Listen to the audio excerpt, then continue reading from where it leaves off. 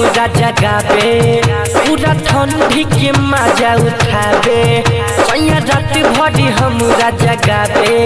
पूरा ठंडी के मजा उठावे आई हाई पावर वाला हीटर डाले लहंगे के भीतर पावर वाला हीटर डाले लहंगे के भीतर पावर वाला हीटर डाले लहंगे के भीतर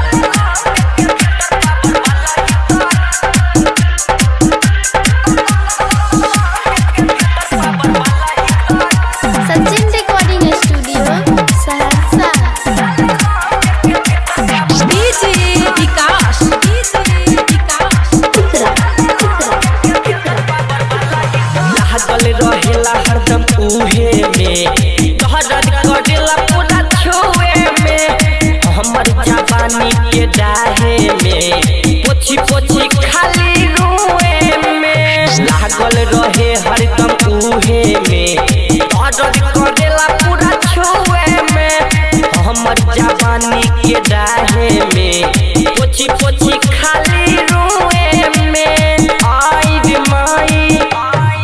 घरे हमारा के नहीं बैठारी हरल ठंडी में कैसन बीमारी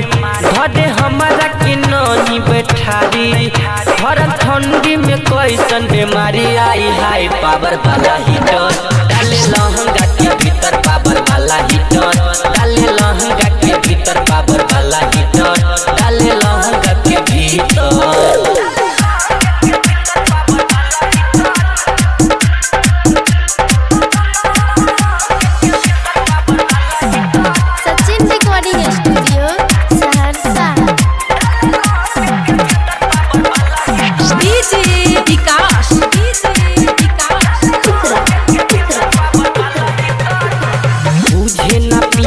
जी बात के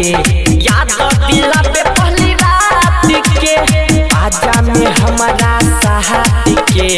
माजाल छै गाल काट के बुझे ना पिया जी बात के याद दिला पे पहली रात के आजा में हमारा साहत के माजाल छै गाल काट के कृष्णा के कैसे मनाई धरती धनी जेना दिल में समाई राइटर कृष्णा के कैसे मनाई